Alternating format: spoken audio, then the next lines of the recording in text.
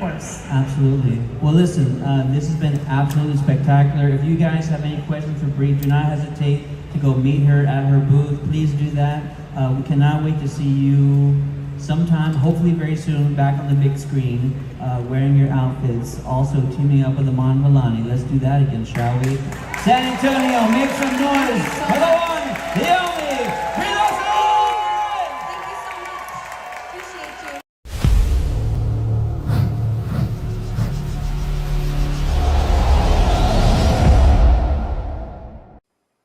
What is up, Geeks and Geekettes? It's another edition of the Countdown City Geeks. It's been a while since we've done a stream, but absolutely necessary because it's about time that we actually talk all about this year's SpaceCon San Antonio. Joining me on this stream, the one, the only, David. What's up, guys? And you also caught him on the SpaceCon panel stage. It's that guy, Tommy. Hello. We want to hear all about your favorite moments. What is it that you guys got a chance to do? Go ahead and brag, humble brag about it. We just want to hear all the good things. If there's anything bad, let's also talk about that. There's probably a few things out there. None of these things are ever perfect, but I must say SpaceCon 2025, arguably one of the best events this town has ever seen, and we're just so lucky to be a part of it, and we have so much to talk about. Let's see here. I think we can just kind of get into it. David, we'll start with you, man. From the panels to the celebrities that you had an opportunity to meet, to the Star Wars stuff booth where you were giving out lightsabers, where you were giving out Funko Pops. What was sort of the highlight of your weekend? Yeah, I mean, we were giving away the Home Depot Stormtrooper that we set up there. Easy setup, very light. It was very easy going in that aspect. We were also giving away 2 double-bladed lightsabers that Legion Sabers donated to us. Check them out, legionsabers.com. They're awesome. They also sent us some necklaces for the prize wheel. I would say it was a success. We got, I think, upwards of 20-something people in the raffle, and everyone, it was funny because we made the joke, everyone that won was local, so they were able to get their prizes right away. I didn't have to ship them to like Canada or El Paso. A lot of people from El Paso entered the raffle. It was interesting, but for me personally, I had some very specific goals and objectives, and I think I met all of them. Meeting Natasha Liu Bordizza, who plays Sabine Wren in Ahsoka Season 1 and Season 2. Meeting Ivana Sakno, who plays Shin Hati, who's in Ahsoka Season 1 and going to be in Ahsoka Season 2. Going to both their panels that you hosted, you moderated, Ted, which were excellent. You always do a great job. And also kind of maybe meeting them possibly backstage or something. That was fulfilled. So that happened, and also got their autograph on some Funko Pops, and also did a photo op with them. So in total, I met them a grand total of 8 times. I think I counted.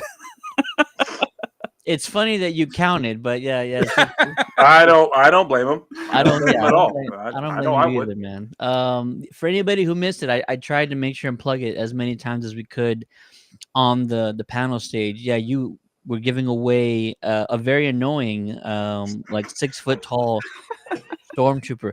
And I only say he's annoying because like 5 minutes of that thing talking and like telling us to halt. Who goes there? It got old like really quick, and I wasn't even at the booth that much. So You were everywhere. Yeah. I'm glad there was an audio switch to turn that bad boy off. Yeah, but, I never turned it off. The people in the countdown booth were the ones that were turning it down. So I never touched the thing really. But yeah, I got to meet them. That was my objective. They're kind of the future of Star Wars, the way I see it. Yeah. dude. Um, Yeah, I think they have great careers ahead of them as well. They're very young. Here's the picture right here of both of them holding their Funko Pops that they signed.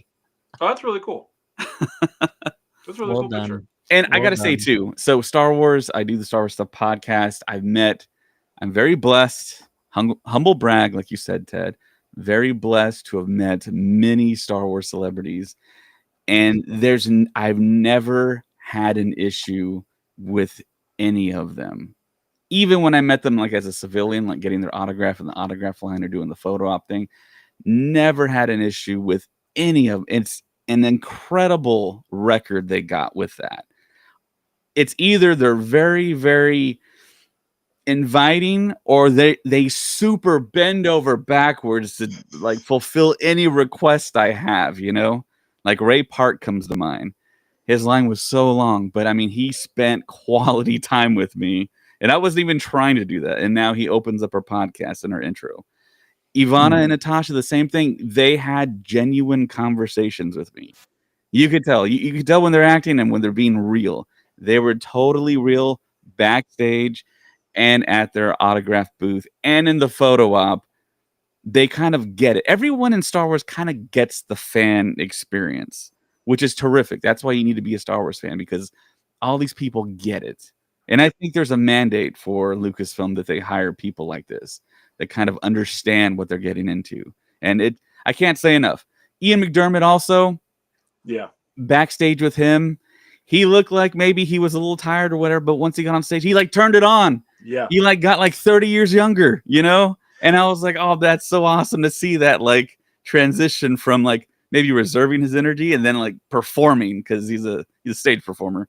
Also Giancarlo Esposito, man.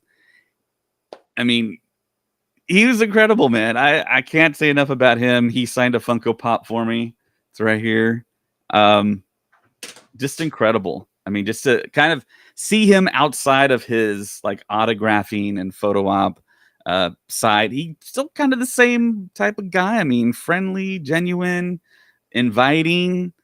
And he just randomly said, let's take a selfie. And I'm like, okay, cool. So we got a selfie at his autograph table. And yeah, it just an incredible Star Wars weekend for me personally. Everything I wanted to accomplish got accomplished, and then some. Yeah. The booth was fantastic. People coming by, picking up free stickers and looking at pops and giving them away, and it was great. We could. I'll also kind of piggyback off the panels for Natasha and Ivana. Those, I'll be honest, those were the last two panels that I had wrote up for myself, and not for any other reason than those were my Sunday panels. And so I kind of start with, I have to start with the high profile folks, and you can take a guess on who those are. I have to do that because it's mandatory for the studios, in order for us to kind of moderate those things. And then I start with Friday, and then I work my way to Sunday. And so Ivana and Natasha, those were the ones that I sort of got to last. My favorite part of those panels was talking about Ray Stevenson, and I was also very kind of hesitant. I never want to like ambush anyone, and you don't know, because it could be a very a somber topic to talk about for them. But luckily, they were both very willing and open to talk about Ray and what he meant to them, and how he was as a person, both on set and off. And so I think it was very beneficial, not only for the crowd but myself, to kind of hear those things about Ray. And that also transitions into Rory McCann, who's arguably the greatest guy on the planet. I can't imagine a more humble person to kind of step into that role. And he's like a gentle giant from everything that we hear. And I had a brief conversation with Rory, and so just having that short of time to speak with him, I'm just thrilled for him myself. And so it was also great to hear Natasha and Ivana talk about Rory and like how important it is to him, how serious he is taking this, and also how he's bringing his own sort of flavor to the role. And he's probably going to elevate not only that character but the show itself with what he brings to it. He's always a presence in everything he's done, and I know people know him from Game of Thrones. I've seen some of his other work where he's not just a knight or walking around in chainmail or anything like that. So yeah, I dig it, and I can't wait to kind of see him in that space and joining a galaxy far, far away. Tommy, you have a lot to also talk about. You had a handful of panels, so you have a highlight of last weekend over at SpaceCon? I See that mean, hashtag there? Hashtag that, hug Dina Miner. yeah. I mean, literally, the hashtag is probably like my biggest highlight. But no, it's actually tied for number one. That was number one. I actually have the picture. Hold on. Oh gosh. Man, she did not age. She didn't. She And looks just like she's off the set of Starship Troopers. what's up, Sean? Sean's in the chat. What's going on, Sean? If this will come through, Ted, if this will allow it to share. I don't know if I want to see it because like I feel like you're just rubbing it in my face.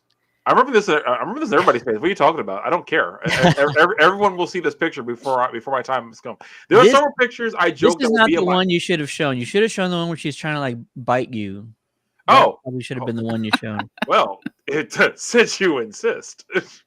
Are we not going to? If you're gonna brag, being bitten by Dina Meyer is probably. Hey, I was just trying to keep it subtle. But since we want to brag, if you want me to brag, dude, I have no problem bragging because, again, my constant joke is I have several pictures that will be in my obituary. This will now be one of them. Maybe both of those pictures. Like, what about your family and friends? What about my family and friends? They should all be at the funeral. So who cares?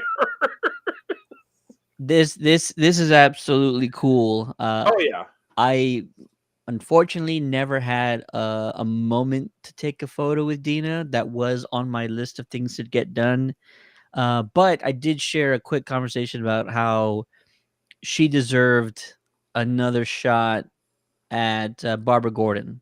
Yes. It wasn't enough to just be in the Batgirl suit for like 10 seconds or whatever it was, but she would have just killed that role if they would have done something else with her as Barbara. And it's a crime that we never had her play Barbara or wear that impeccable suit the way she did again. Yeah. Okay, let me go ahead and stop sharing. I am one of the proponents because I don't know if many people know this about me, like how much I love Batman Beyond. It's probably one of the things I've written the most fan fictions for because I'm a Terry and Max shipper. I don't hate, unlike others who ship Terry, I don't hate Dana, who was his girlfriend in the show. She just wasn't Max. And also Max had the unfortunate advantage of being voiced by Cree Summer, who is the greatest voice actress of all time. Don't at me.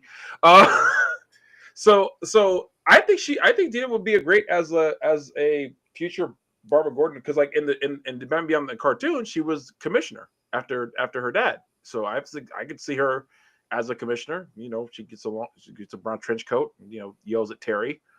Yeah, I'd be okay with that. If Warner Brothers would make the movie, but Dina's great.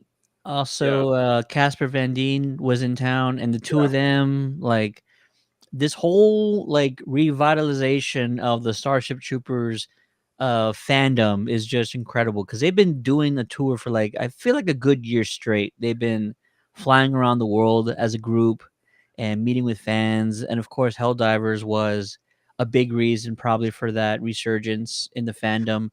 But yeah, I'm doing my part. I didn't do no kidding. Let me stop. Those two were great, and they were great with fans, and they were so energetic, and I felt like they went nonstop. Casper was even walking around the show floor, like checking stuff out, and so it's always great when. Before we go with more, so don't. And shout out to Sean, by the way, who hosts the other panel. That's why I got that picture with Dina Meyer. Shout out, thanks. I want to thank Sean for that. But Michael Ironside was also freaking hilarious. He's one of him and Ian McDermott both have the same thing where you don't think they'll be the funniest people you'll hear talking until they start telling a story, and then for no reason you're crying laughing, and I love that about both of them. Like, so yeah. Oh, but the thing that tied me for that tied for number one was so I got to host Carl Lumley's panel, which was one of the biggest honors of my life. I rank it up there with Lou Ferrigno's panel for me in like terms of I knew it was going to be good, it exceeded my expectations, and just inspired as all hell by the man. And I only got to talk to him for like 30 minutes. He was super super kind, super awesome. But one of the reasons my actual top moment came, and I wasn't even there. Ted told me this later. Was what he said about me, Ted. If you could go ahead and repeat it, because A, I like hearing it, and B, I don't want to mess up what he said. I'll start off with our team we work hard, and we've been lucky enough to be part of a lot of these events, and so I sometimes will gently push some of our people in a direction. And so a long time ago, I pushed Tommy in a direction to host panels at conventions, He and his kicked me out of first the he one kicked me was out of the arguably flying airplane. his first panel just so happened to be the most difficult panel in the history of Comic Cons. He had MJF as a guest, and if And you can get through an MJF panel where he's the biggest heel of all time, arguably. If you can get through he's that, in the top 5 at this point. He's got to be. got So top three, if not, I would consider him one of the biggest. If you can get through him and Ric that, Flair. you can get through anything. So Tommy went through the absolute like boot camp. Well, Um, it did help that Jade Cargill was there, who, by the way, shouts out to her. She just won the women's WWE championship last night. So, but yeah. While that did help, no, like my favorite part about that story is like I didn't even sit down for he insulted me, and I was like, and here we go. and I would have been deer in the headlights. I would not have been able to pull that off. Tommy was the only guy in the building that could have pulled it off, and he did it beautifully. So fast forward to SpaceCon, I knew Tommy would have been the right person for Carl's panel, and so I ran into Carl. I want to say Sunday, the last I day. think it was Sunday because like I think we were all packing up when you came and found me. So Yeah. So I ran into Carl, and all I said was the words, I hope you've had a great time in San Antonio. One of our guys on the team, Tommy, was the one that moderated your panel. And Carl like snapped in a good way. He kind of just like focused on me, and he big old smile on his face, and he goes, "Let me tell you, Tommy was amazing." He says you can. This is all from Carl, by the way. He says you can always tell when a moderator takes the time to either research or learn about you because it comes across well. And he said Tommy was amazing, and he felt that you were so genuine and that you had put so much time and effort into researching that panel. And so Carl, I couldn't get Carl to stop talking about you, but I didn't hey want him to. man, So he just pretty much like said everything you wanted to hear from um, a perspective of somebody who knows how good you are, and who I made sure and told you that because I know that Tommy sometimes, for whatever reason, needs reminding that he is great at what he does, whether it's commentating for like a wrestling show or hosting a panel or anything else. Tommy sometimes needs a reminder of how good he is at these things. So yeah, Carl talked the world about you, man, and you were the absolute perfect person for that panel. I appreciate that. Well, part of my thing is I always want to make sure like I guess one thing is that I'm always second guessing myself. I do that. That's also why I have editors when I write anything. Is like say, well, except the fan fictions because then then they'll throw it to the wall, see what sticks. But but no, for him in particular, it wasn't hard to do a ton of research because there was a lot of his career I knew beforehand. Like when he got cast in Captain America, Falcon and Winter Soldier. I remember thinking when I heard his name, I was like, "Is that the same dude who voiced Martian Manhunter in Justice League?" And I went back and looked. I was like, "It was him." And then I looked back because because Mantis, I was so young when that show came out. I remember watching it. Uh, I was like, "Holy crap! I remember this show." Because I specifically remember never watching the ending. So for SpaceCon, I like watch some of the show. Remember some of it, but I went ahead and skipped like to the last episode and I watched the ending. And I think I said it on the stage. I was like, it's like I love Mantis. It had the dumbest ending I've ever seen in my life. So for everyone who said Game of Thrones is the worst ending of all time, Mantis, you young kids, you kids today, you youngsters. No idea what they're talking about, right? Yeah, no. That's why I always laugh when I know or make a random obscure reference that no one knows, and like I don't know how I became this niche guy, but that's just who I am. But no, his was awesome. And Matthew Wood, I don't want to make it sound like Matthew Woods wasn't great because he was fantastic. He was the nicest, coolest guy. And hearing stuff about like how he does the production and everything, all this kind of stuff. Let me tell you something. Like with Carl Lumley, it's cool to see someone who legitimately cares about what they do. Carl Lumley clearly cares about being a good actor, and Matthew clearly cares. Excuse me, talk about the sound guy, and I can't talk. Clearly cares about his craft in the sound production area side of things. I think one of the coolest things he said, among others, was I didn't know he did the sound for Super 8 because I think I just missed that when I was researching him. And Super 8 was I really like Super 8. Is not one of my favorite movies, but it's a really really good one. So if you guys haven't seen it, it's J.J. Abrams. It's a really good watch.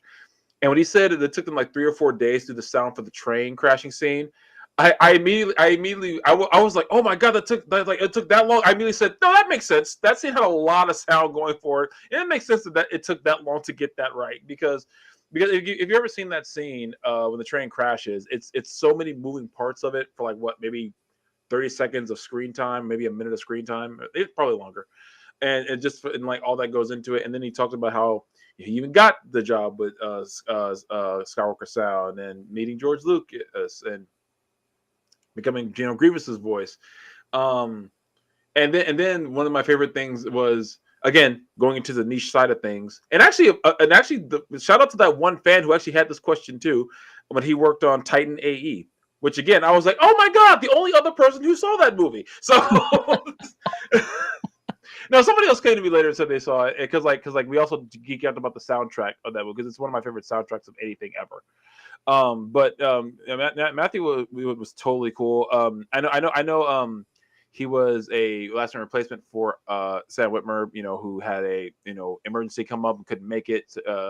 But for a guy who showed up last minute, he was fantastic. And I couldn't even meet him before my panel because as soon as he got to town and got at his table, line was ridiculous all weekend for him, man. Yeah. It was like I didn't even get to introduce myself beforehand because I was like, bro, because every time I thought, okay, let me go check his table, see how he's doing. It's like, oh, he's still stacked all the way to the back. Okay, cool. I'll just try to see him Sunday before he goes. He's been in Texas. This is his 3rd time in the last year, right, Dave? So every single time you go by his booth, that line is like never ending. So it's great to see the fans really take the opportunity to talk with him and meet with him because he's a huge hit and not every con promoter knows that. And so if they don't know, figure it out. Yeah, Matthew man, Wood's a treasure for the Star Wars fandom.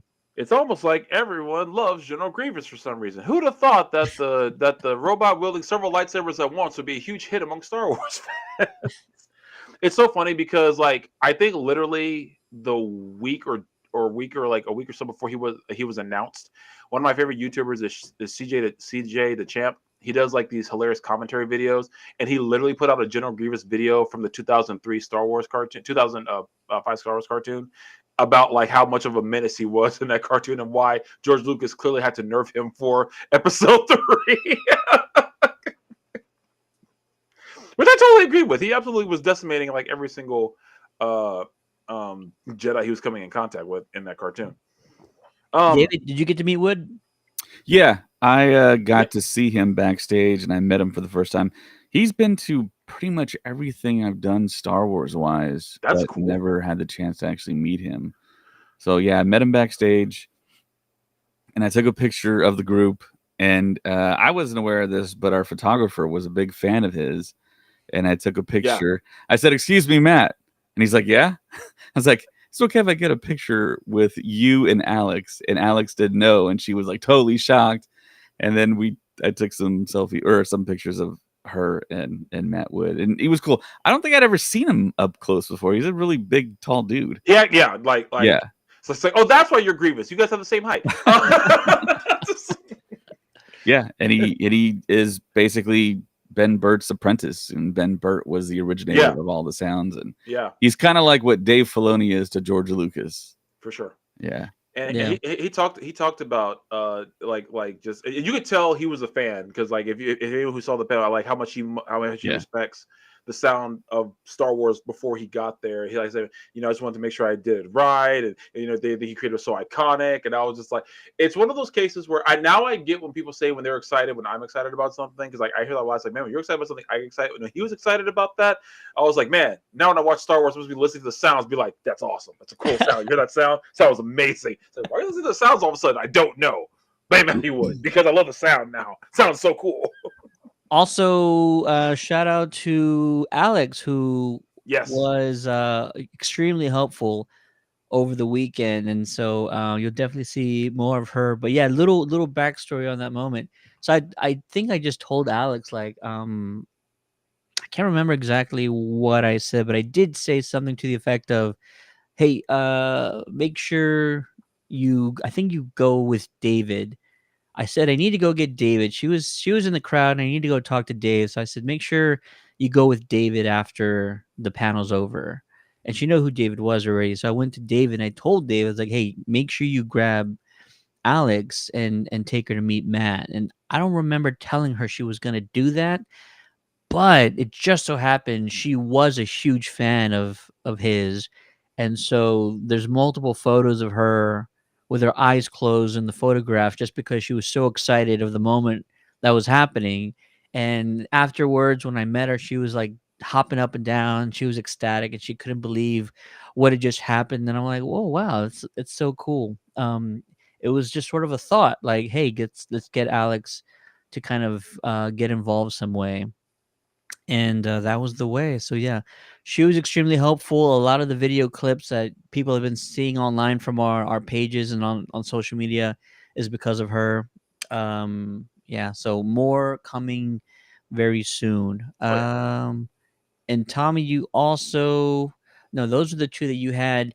One of the highlights for another one of our panel moderators, who's at the movies right now, I believe, Jose, General Kenobi's Bunka, who was the perfect candidate to host the Battlestar Galactica panel. Yeah. When I brought it up to him, he couldn't believe it either. He pretty much said, like, this is like a dream come true for me. And I knew, just like I knew Tommy would be good at what he was being asked to do, I knew Jose was going to absolutely kill it. And I want to say his panel was definitely one of the most challenging ones because he had 6 guests on stage with him. Yeah, he was packed out with number of people. He had And it's crazy. And so for anybody who may not have had any experience moderating panels, one guest is hard enough to talk to for 30 to 45 minutes. oh yeah. To get 6 people, equal amount of time, and make sure that you're also paying attention to what the fans want to hear about. Make sure that you kind of have a good flow to everything. That's super challenging. Jose killed it. He And did. what's hilarious is I'm watching Jose work, like I watch a lot of our guys work on stage. And he started with James Edward Olmos, who was sitting right next to him. And then he was kind of going down the line from closest in proximity to him, sitting to him, all the way to the end, and then came back to James Edward Olmos and for the next question. And so I told Jose, I was like, "Hey man, it was great how you were kind of going down the line, and I knew you started with Ed because you wanted to kind of talk to the legend most of the time." So I was like, "Cool, you started with him. That way you can ask additional questions for him later on if you have time." So like, it was really smart that you did it that way. And he looked at me and goes, "Dude, that was total luck." He goes, I wrote all my questions out in a certain order, and everybody sat in that order That's on really stage." cool. And I'm like, wow, it's little things like that that kind of help us out. And it doesn't, you don't always get the chance to plan things that to go that way. But when it happens, it's super beneficial and helpful. And so, yeah, really proud of Jose. Everybody is, every single one of his fans, his followers, his Oh yeah. friends. Oh yeah. Everybody's super stoked for him. And yeah, he absolutely killed it. Nobody would have pulled it off better. Jose knows like the ins and outs. He knows Battlestar like the back of his hand. So all the Yeah. references, everything the fans were picking up on that were in the crowd. And so, yeah, he's just absolutely incredible. Awesome. Awesome. Yeah. Um, Another one more highlight I remember kind of ties into another one of your panels, and I'm sure you're going to talk about it, was the Flash mm, panel, because hey, my wife managed to come to all 3 days. My wife very seldom managed to get to all the days of a convention, but she got to go all 3 days, and she got to meet Grant Gustin and Candace Patton, which is kind of rounding out our Arrowverse meetings, because we also met Dave Ramsey, we met Stephen Amell, we met John Wesley Shipp a couple years ago, and in Austin. So and what a lot of people don't know about us is, like, one reason we were friends for so long. We're friends originally, among other things, our love of music and stuff. We were both watching Arrow and Flash separately, and we were like, whenever we saw each other, we would start talking about it. So that's, yeah. So that was one reason, and that's one reason me and my wife became so close. And so, yeah, so in a way, the Arrowverse kind of made us a couple. Anyway. dude, Flash in my household, that's probably the most superhero content that we consume. Like, we've watched that show over from beginning to end at least 3 or 4 times, and a lot of people in the crowd, Yeah, they kind of reciprocated yeah, that element that was too. really And so cool. I really made sure that I called that out, because Grant Gustin is one of those actors. Not he's it's almost it's almost a flaw of his It- that he does not take it. I don't want to say take advantage, but he does not know how much he is beloved I don't. to Yeah, I by the agree with fandom. that. Well, because when he first got cast as Flash, I remember when I saw his name, and then I saw what he looked like. I was like, he's been in something else. What have I seen him in? And then I look back, it's like, oh, he was in Glee. And I didn't watch Glee a ton, but I had a really good friend who loved Glee. And Yeah, so when he got cast, I was like, oh my god, did you see that Sebastian is in the Flash? I was like, who is in Flash? I was like, oh, that's who he is. So he could also sing and dance, which is like, the man's a triple threat. So he's one of those actors, man. yeah, for sure. He gets it to a point, but he also just does not understand how much he means to the fans. And you think he would have known after, when Ezra Miller got in all that trouble when they did the Flash movie. Everyone said, like, and believe me, when I say fans, by the way, I mean me. I am fans, because I yelled out loud when Ezra Miller was getting arrested and all that stuff. There's like, what are we gonna do with the Flash movie? I think I yelled top of my lungs, Grant Gustin is right there. He's not doing anything because you guys canceled Flash. Just call him. And they said, no, we're gonna go forward with Ezra Miller. Grant Gustin is right there. What's the problem? Did you not have his number? Call CW. I'm sure someone has it on their phone. So, yeah, that's why the Flash movie tanked. It was like, they could have come up with some weeble wobby, timey wimey. I could explain, comic book wise, why mm. suddenly Ezra Miller's had Grant Gustin very easily. And those two are great. They were. Candace, Grant, their chemistry is still there. There's moments in the panel where, like, they go back and forth talking about a day on set or something, and I just kind of like scoot out of the way, because they can just go and they can reminisce about everything, and it's me just, falling in love with their conversation about Oh, all the great moments that they had. But yeah, he does not almost get it, and it's not a bad thing. It's almost like he's too humble. Like, there's a certain level of humbleness, and there's yeah, a point to where, like, no, man, you need to understand, you are the Flash. It's okay to be confident in your star power, yeah. and how well you are perceived, and how much we enjoy hearing from you and stuff.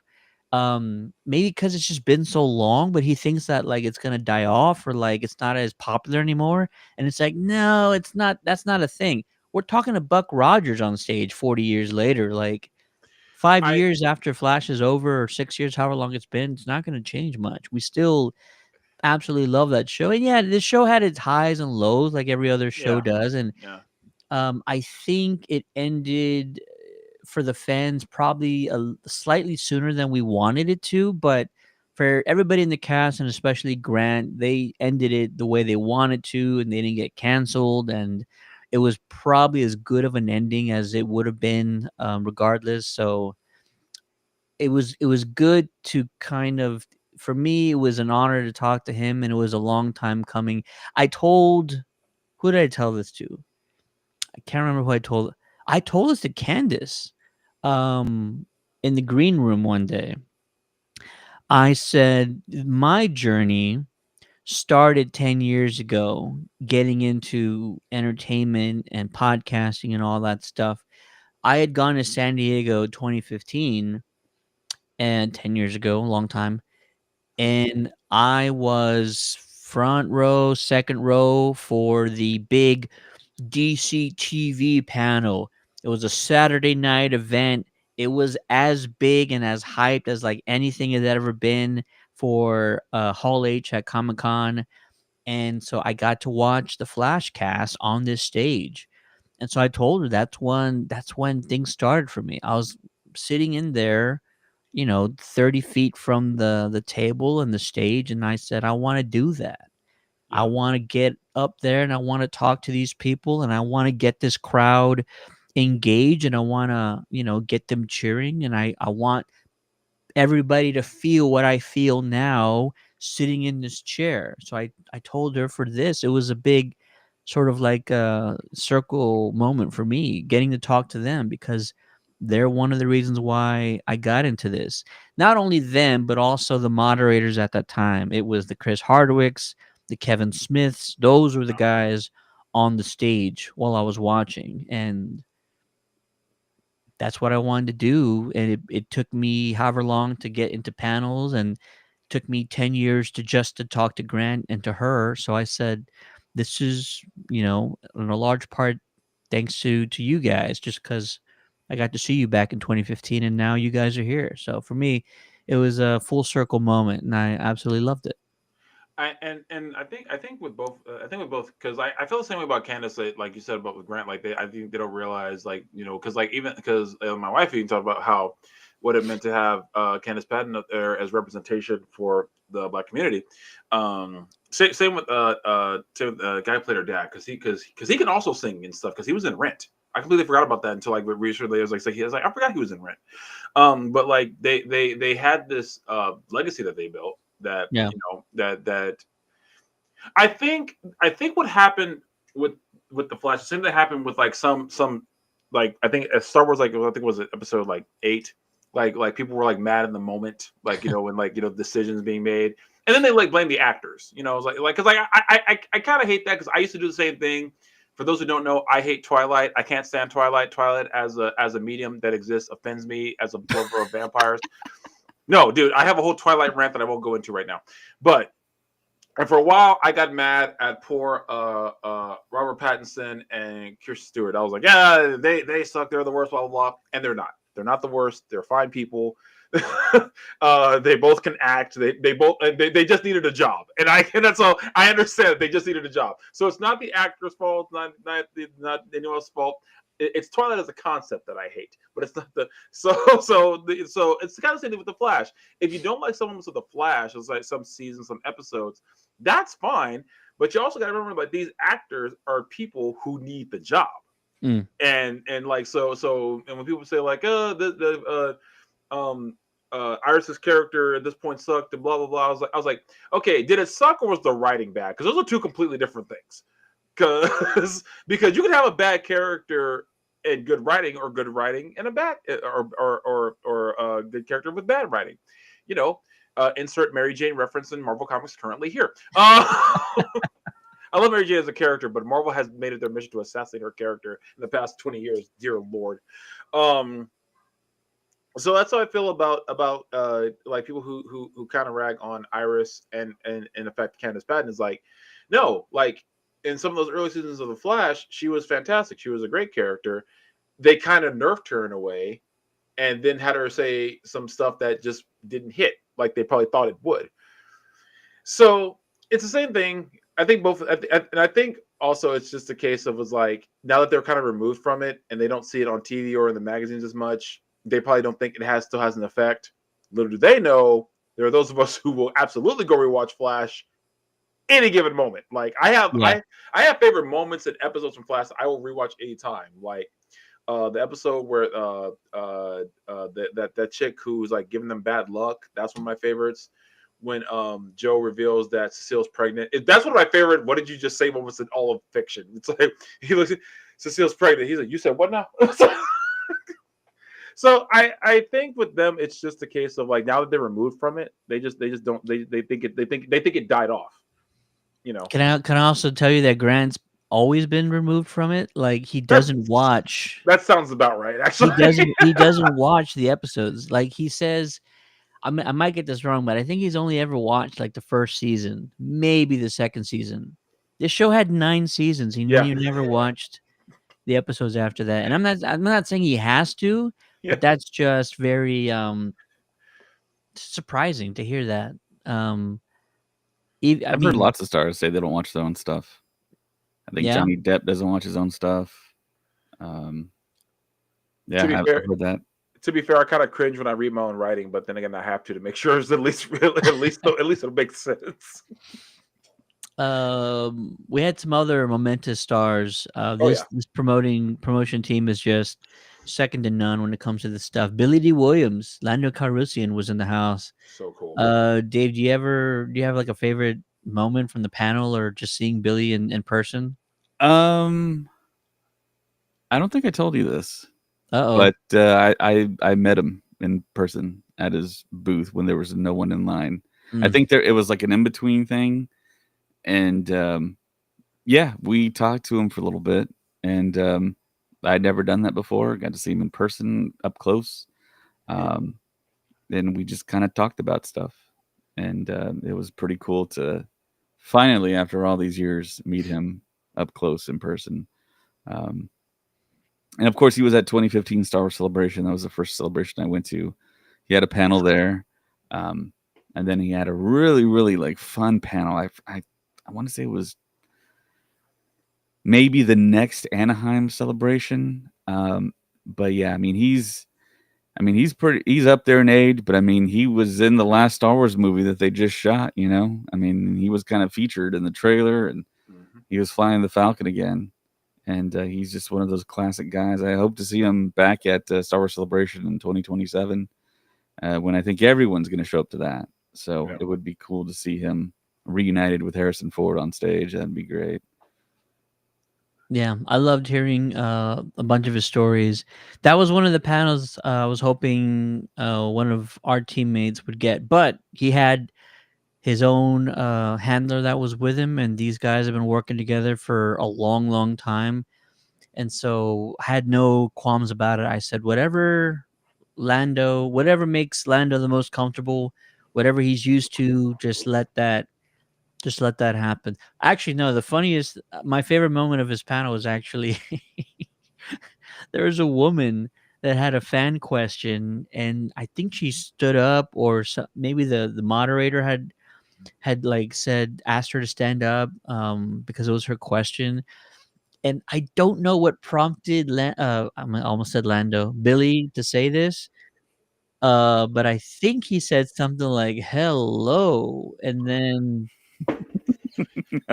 and in that moment she became single. He followed it up with, if I was 10 years younger. Or something like that. And I'm just like, oh my gosh, being hit on by Billy has got to be the greatest moment for any person. And I was gonna say, and I think he underestimates his star power too. He's like, if I was 10 years younger, bro, you could have pulled her now. I don't know what you're talking about. You said hello. She was ready to leave, bro. She almost lost it. It was like watching. It was actually, her reaction was like being probably. I imagine what it is seeing someone go crazy for like a boy band, like NSYNC or something like that. Yeah. Just she kind of lost it and started getting all giddy and stuff. I'm just like, yeah, this guy still got it. He's still super cool. Oh, yeah. Mr. Cool. That's what he is. Mr. Cool. They called this panel Smooth Operator, and I was like, I could not think of a more perfect title than that. And then as he left, they played Smooth Operator by Sade, and I was like, yep, that's 1000% correct. So I'm not arguing with anything that's happening right now because it's all factual. Robert was in the chat saying Michael Rosenbaum didn't watch Smallville when it was running. That's actually really surprising to hear. But then he followed it up with he only started when him and Tom started to do the rewatch podcast, which I watched a ton of episodes on with their rewatch podcast. And so, yeah, I don't even think Grant would do that. Even if you paid Grant Gustin to start a podcast where he would watch every episode of The Flash and give his commentary on it, I don't think he would. It's kind of odd, That's but mind blowing to me. Yeah. Because Also, he, I also say this about Lando Calrissian, Billy D. Williams at his booth. Mm. He had the really most cool collection of things that you could pick up to have him autograph. He had like I think Topps cards, and he had like old advertisements and stuff. And I was like, wow, that's pretty cool. I mean, he's done a whole lot of stuff for a whole lot of different companies, but it was really cool to see just the variety of things. And I was kind of stuck there, like looking at it while he's like there, and I'm like, where does my attention go? oh yeah, I was totally. like, I want to see this, but I want to talk to you. I want to look you in the eye. But all this stuff, I was like just trying to like absorb it all. And it would have been cool to pick up a card and have him sign it. But I think at that time he wasn't signing stuff. He was like on his break or something. So Yeah. yeah, I Actually, don't want to impose or anything. Robert actually nailed the line. The line is actually, "Hello, what have we here?" That's actually what he said Yeah. to that Okay. fan in That makes the sense. line. So yeah, Mr. Cool, Billy D. Williams. I'm glad that somebody also asked him about Harvey Dent. He did, and I'm gonna try and find that footage. We have to have it somewhere. He did say that there was talks about doing a follow up with Burton, and he was gonna kind of get into that Two-Face role. But then it got changed. Discussions kind of fell apart, and it ended up being a sequel with Danny DeVito, and didn't happen after that. So Yeah. there was discussions to have Harvey Dent's Two-Face come into the mix at a later time. Billy would have been a great Two-Face if you ask me. Oh yeah. I can't imagine what that would have looked like. That would have been fascinating. They did a comic. I think you're right. Yeah. Batman 84 because they did a comic where he would have where his Harvey Dent became Two-Face. You could probably AI generate that now. Yeah. Hey, Yeah, you could actually see what that looked like. does Billy have any roles where he's sort of maniacal like that? Like I would love to have seen him go through that sort of characterization, but I don't think one like that exists. Nothing comes to mind. Let me see. Hold on. That's actually a good question. I don't because like I'm only used to him always just doing like smooth, cool roles like that. So, nothing. Yeah, nothing I'm seeing right now. I'm gonna find that clip and make sure I post it this week, where he's talking about there were discussions about him portraying Two-Face in a future Batman film, and we just didn't get it. Other things happened, and we can't have nice things. that's why we can't have nice things. Oh, but here's also, a Burton got pushed out. Really, yeah, it's true. went to Schumacher right after that, and so yeah. But let's see what else happened. Have to talk about my favorite panel, and then I'll follow it up with the panel I was most focused on getting right. So my favorite panel was kind of by far Jeremy Renner's panel. Number one, I feel like he had the biggest crowd. I don't know if that's true or not, but I did not see an empty seat in the house. It was just a sea of people all the way to the end. I think that's accurate because I was at the booth and I saw the overflow of people just standing. I think they had to keep clearing the entranceway because people kept standing there. It was just wild. I mean, there's roughly, what would you say, 1,500 maybe seats? I really wanted to do an estimate on the chair situation, just by counting the rows and seeing like how many, but I didn't ever get around to that. So I'll venture to say it's probably 1,500 seats, maybe less. Every single one of them filled. And because I've been listening to Jeremy's book for the week of the event, I knew, you know, gruesome details about his accident, and, you know, heard from the man himself, like all that he went through and all that he was going through in the recovery process. So it was just for me a very humbling experience hearing from somebody so close to death, and Yeah. learning about the the sort of the willpower that people can have. I've Oh never yeah. gone through anything remotely close to that challenging. But for him to walk on that stage, and I loved a comment. Somebody had commented on one of our videos that it looked like he had a little bit of a pep in his step, just like he had the energy, and he was just so excited to be there. And so to talk to him and know what he was going through and all that stuff, and for him to share and be vulnerable, and also to hear him laugh, like to hear kind of him laugh and tell jokes and stuff, like it was just a great experience for me.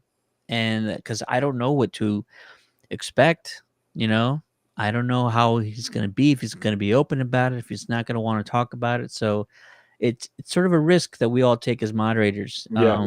We don't get a whole lot of time to kind of do a preemptive talk with Yeah. people. Sometimes they show up late, and we're just like, all right, the show must go on, and let's hope that all of these questions hit well, and we don't, you know, cross any lines, which we always aim to not do, by the way. But just to see how energetic he was, how open he was, how funny he was, the energy that he brought was great. And it's been really fun sharing some of the highlights from that panel, and hearing the fans laugh, and hearing him talk about his dad, and hear him talk about Tom Cruise.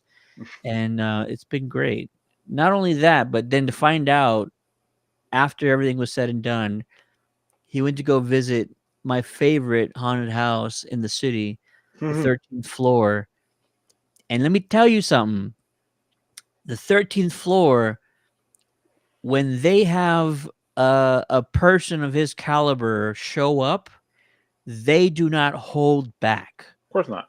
They actually will tear into a person who is sort of like a VIP, or who's like visiting for the first time, because they know this means something to them, and they know those individuals can probably take a little bit more. And because I've gone through that experience with them, with another person. So anyways, I'm sure they were just relentless. The actors, the people scaring folks in there, they will focus on him, and they will probably have 2 or 3 folks, actors, like going at him in that haunted house, in every single room. They're relentless when that stuff happens. So I'm glad he had a chance to kind of take in the city and like try those things. There's some great photos of him with the cast and the staff over at 13th floor. And somebody got a video of him walking out, and it was hilarious because he's got this huge smile on his face, but he looks like he just went through war. And then he like hunches over and puts his hands on his knees, and he's just like, I can't believe what I just experienced. So yeah, I can't wait to talk to him again and ask him like, so how was that like? Yeah. He's like, that time I got ran over by a snowcat. I don't talk about that again in that haunted house I had to go through. I'll talk also about the panel that I was most not, I don't want to use the word concern, but I wanted to make sure that above everything else, the panel that went kind of the smoothest is the one with Brie Larson. Mm. And there was one minor hiccup before it started that I don't need to talk about. So I had like a little curveball right before I walked onto the stage that I had to quickly get over with. Get over. I had a quick curveball that I had to get over right before getting on stage. But it wasn't a big issue. It was just a minor thing. And then I had to make sure that I filled up the entire time, just me and Bree talking, and it went really well. And I told my wife this because I've seen some video clips of the panel, and there's certain moments in my head that I wish I would have said this, or I wish I would have gone deeper into this thing, or I wish I would not have paused so long. When you're I'll tell on you that this though, Ted. I'll stage, interrupt you here. You think that, but as a spectator, as a viewer, you do a great job. It doesn't. It feels like I'm at San Diego. It feels like you're a moderator at San Diego Comic-Con. So whatever you think in your head, even Jose too. I told Jose, I was like, dude, it felt like you do this like all the time. And I don't know. I guess that's just our team. We're just, and Tommy too. Tommy has like that, like intuitive response. Like he doesn't take it too far beyond, and he doesn't take it too low. He always shifts properly with the conversation. But go ahead, Ted. I was just kind of gonna say there's I have those thoughts in my head, but then I watched a lot of the panel back, and it doesn't come across the same way. I think when you're on stage, time slows down. So It does. when you pause for like a second or two, it feels like 10 seconds. But then you rewatch it back and it's only like 1 or 2 seconds. It's just everything slows down on stage, and you in your head, like everything's highlighted. So with all of these guests, you kind of don't know who you're getting. Like you know them by name, but you don't know how open they're gonna be, if they're gonna answer with big responses, or if they're just one of those guests that, like, a few words in their response, and there goes your entire question. Just like, yeah, that was fun. And then, oh, on to the next question. That took Yeah. up no time whatsoever. But it went as good as it possibly could have. And I mean that in the great sense. She was hilarious. She responded well to my questions. I asked her about all kinds of things, about her love for Selena, who's a San Antonio favorite, about her time working on United States of Terror, Room, Scott Pilgrim. Like I got to go through all my favorite things, and the fans responded extremely well to all that. I laugh at you brought up Scott Pilgrim because I was like, it's a good thing you got that panel because I probably would have had like maybe 3 Marvel related questions and everything else would have been Scott Pilgrim versus the world. Yeah, man. I'm being facetious, of course, but then again, I don't think I am actually. I think I was like, and I've been like, yeah, Marvel, okay, or Captain Marvel. What was I doing, Scott Pilgrim versus the world? I'll just like throw my notes away. Yeah, she started out in entertainment as like a singer.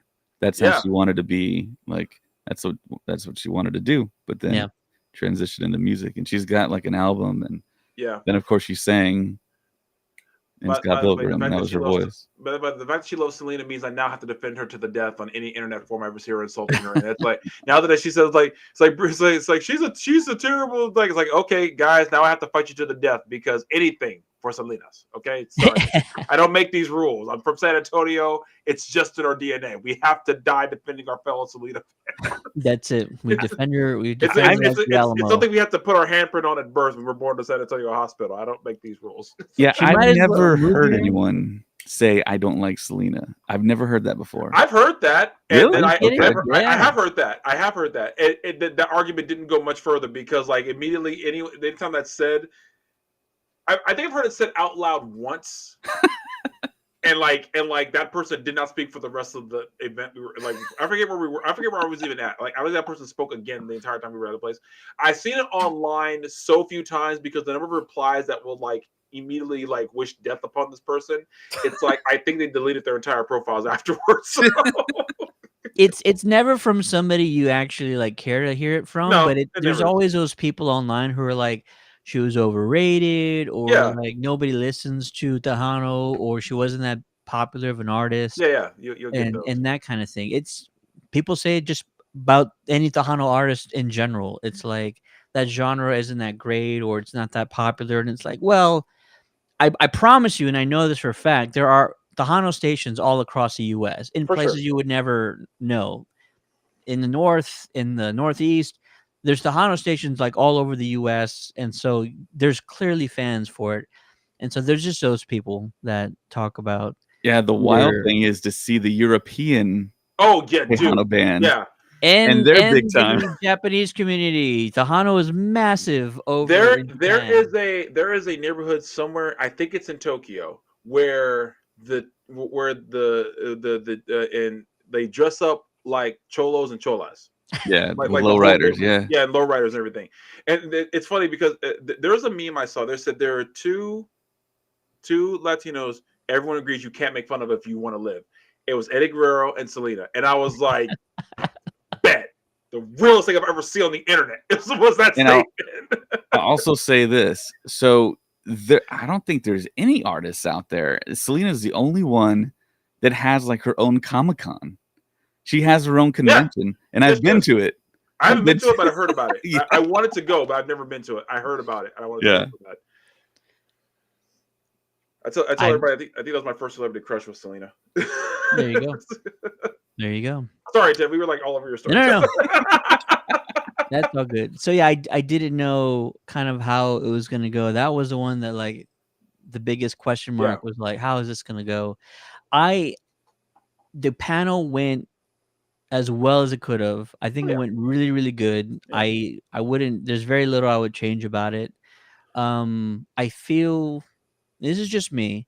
I feel like Bree's also almost like kind of Grant Gustin, to where like you don't understand how crazy we are about you as a celebrity. Yeah. And it probably doesn't make a lot of sense.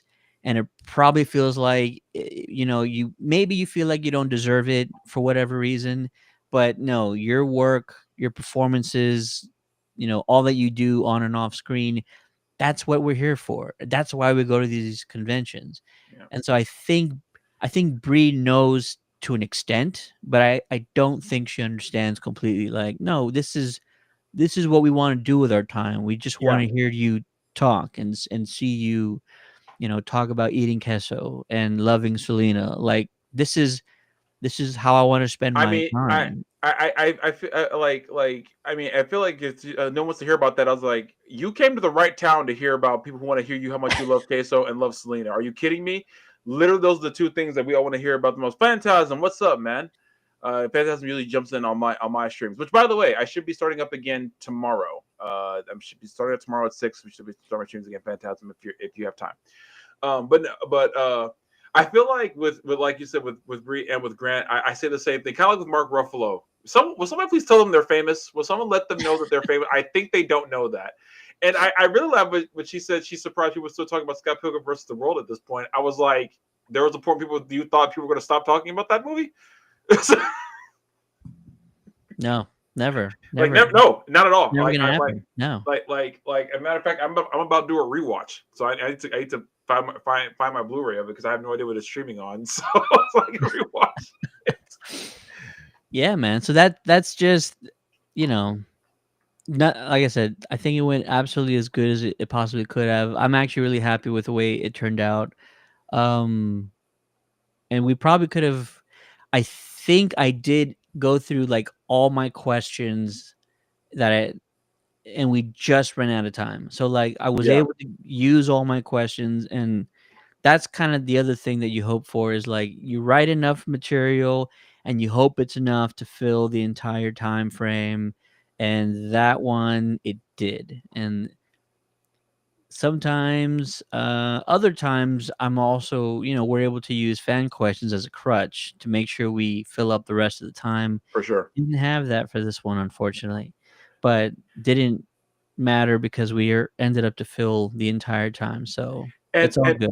And my two panels, I didn't even. I had like a few. I was like, oh come on! That's the other bad thing. If you go onto a panel stage, if you walk on and you only have like 3 or 4 fan questions, you're like, damn it, this is not going to help at all.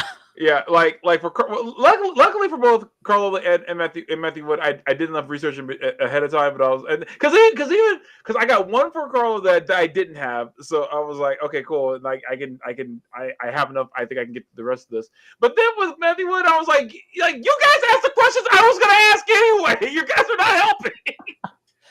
I think one question that I got was like not the exact same question I have, but I just threw my question in there anyway. And then like the person who asked about Titan AE, I was like, okay, like I was gonna ask about this anyway, but that's why I shut up the fan out. I was like, it's like great minds thinking alike. Mhm. Titan Mhm. AE lovers are Mhm. out here. The only By the way, quick side. I love about that happened with Titan AE, and then on Sunday, one of the cosplayers, I think Clockwork Angel, she dressed as Captain Amelia from Treasure Planet. The reason I'm bringing that up is Treasure Planet, Titan AE, and Atlantis: The Lost Empire do not get enough love, and I will stand on that. If I have to die on a hill, it's the hill that those three movies do not get enough love. Sorry, where you guys? no. I was only gonna say the only other thing that happens. You definitely want a decent amount. It doesn't have to be a lot, but a decent Yeah, amount of fan questions to work with.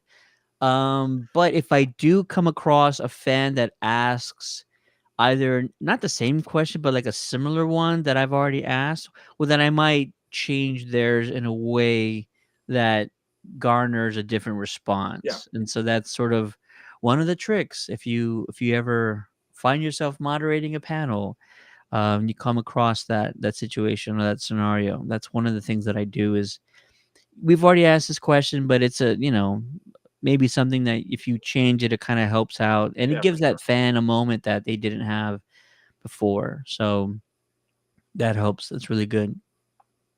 Oh yeah. Oh yeah.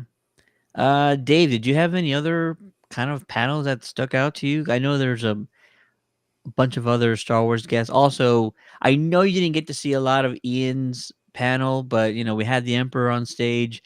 The only thing I'll say about Ian's panel was Saturday, and we were still experiencing some audio issues on stage.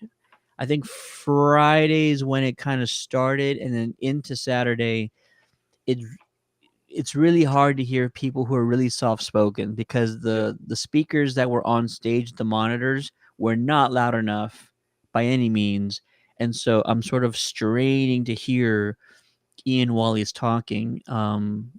And so that's the only thing I'll say. His panel was great. He had the best sort of attitude and energy on stage, and he was hilarious, and the fans were eating it all up. But the only thing I could say is like our audio issues. I'm lucky to get through it, but it was really hard to hear him on that stage, and he's only sitting like 4 feet, away from me. Yeah. Anything from Ian? Just the fact is just to see him again, and I think it was announced that it was his last time in Texas. Yeah. And the next time I guess he'll be at Star Wars Celebration or doing another con somewhere else. But I'm just so happy that he came to San Antonio, and I told him that thank you so much for essentially showing up in my backyard. And Yeah.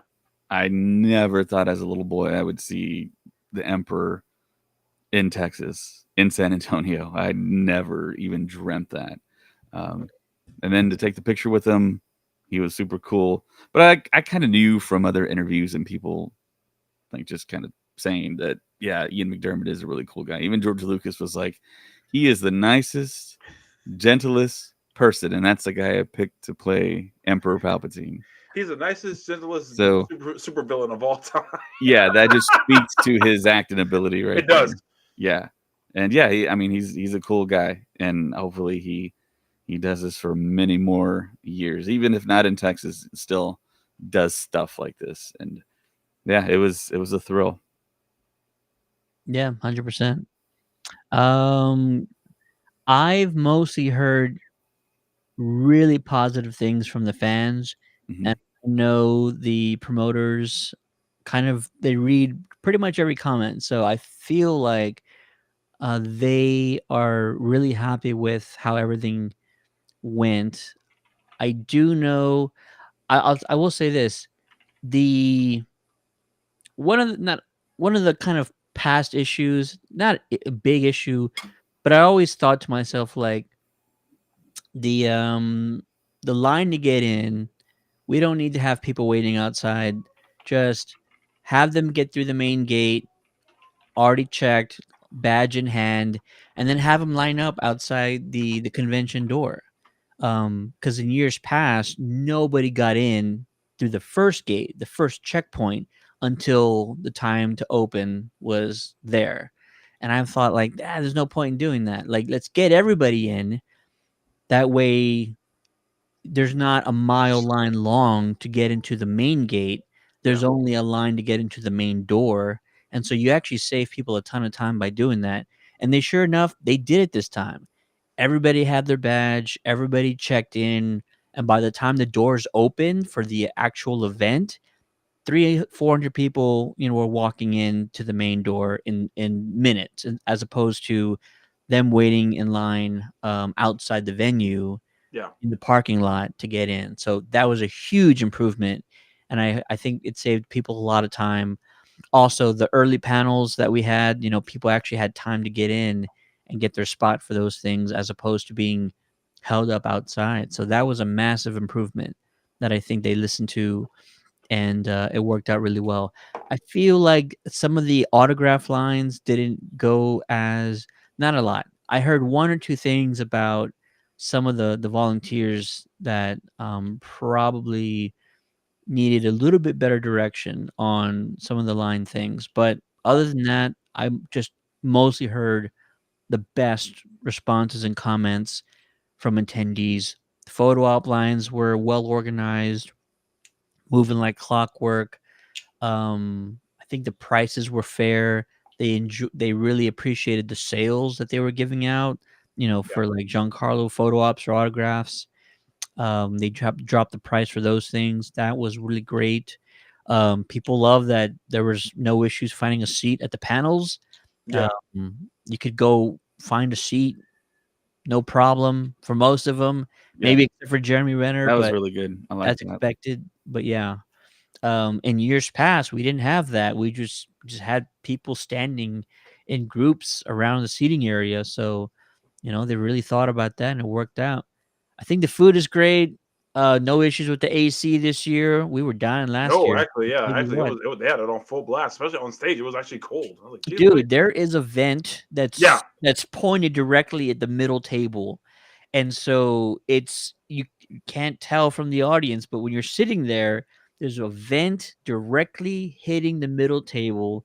And so when you're having to sit there, it's just like a fan in your face, and it's ice cold like Arctic wind that's hitting you. So everybody who I sat next to had to have a jacket on. I had to have long sleeves on, just because that fan is hitting us right in the Mhm. face. It's crazy. But you can't move it though. So, I'd rather be too cold as opposed to the AC is not working Yeah. and we have It's all like, these stage lights on us Right. and we're just sweating. yeah, it's better to be too cold in that situation. Absolutely.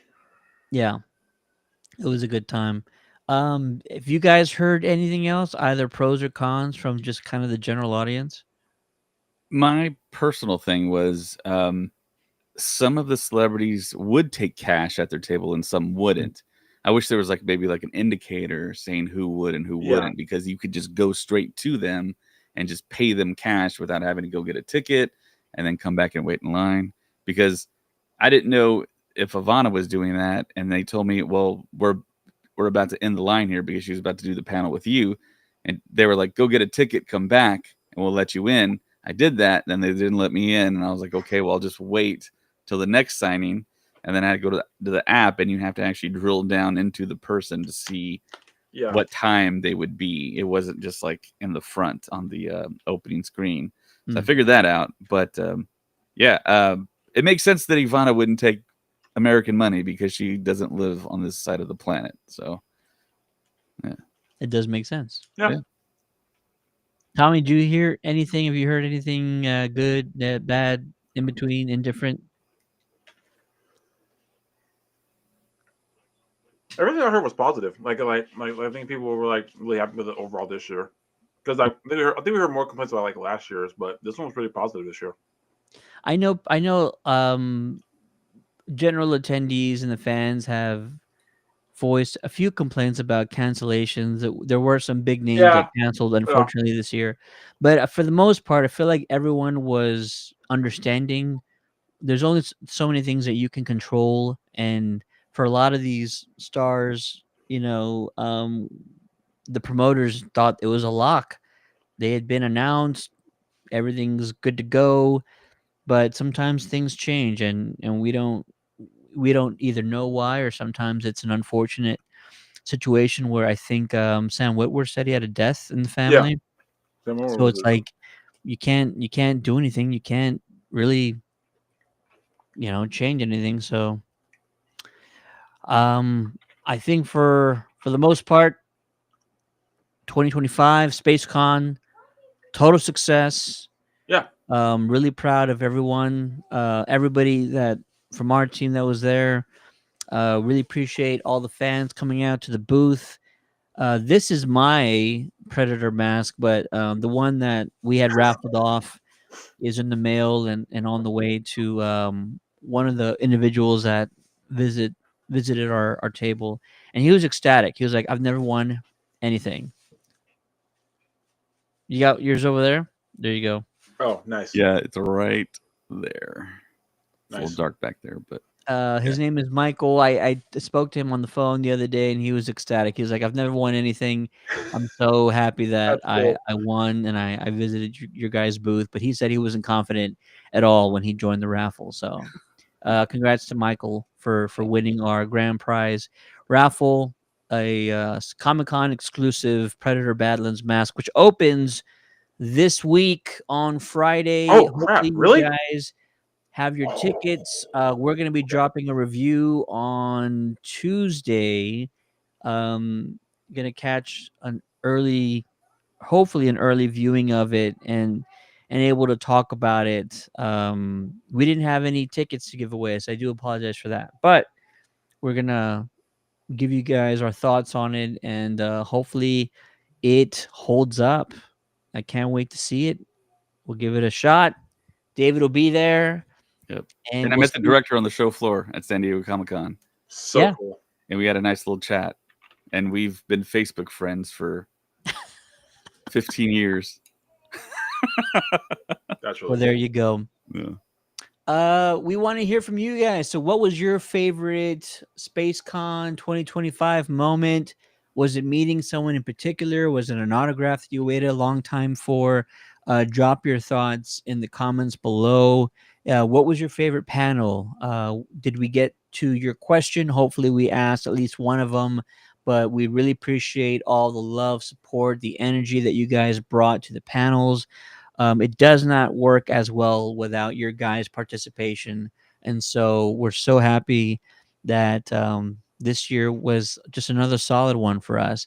Can't wait to see what they do in 2026. Unless you haven't heard, SpaceCon is moving to the summer, which is going to work out for a lot of us because October is such a busy month. Mhm. And so for them to move it to June, it's going to Firefly cast. it's I feel like it's going to have a big, tremendous impact on us as well as the city. Hopefully, it's not as hot in June. Hopefully, the weather is still nice. That's what she said. Snowflakes chance. Yeah. But yeah, so SpaceCon's moving to June. Make sure you go visit the website, spaceconsa.com, to get more information on those dates. Be sure to follow us so that we can inform you guys on updates and celebrity announcements, which should be happening fairly soon, I would say. If not, by before the end of the year, I'd say by January, they should start rolling out names for that event. And we'll be keeping you guys informed. So for the Countdown City Geeks, my name is Ted, aka Steady. Joining me on this SpaceCon 2025 recap stream is the one and only David. Till next time, guys. June. And last but not least, he was one of our incredible moderators. It's that guy, Tommy. Thanks, guys. See you soon. We have some movie passes we're going to be handing out fairly soon, so be on the lookout for those. Those will probably be dropping by next week, so be sure to follow us on socials as well as click that notification button to find out what movie passes we're going to be giving away. Take it easy, guys. Peace. See ya. Congrats to the Dodgers, 2025 World Series champs.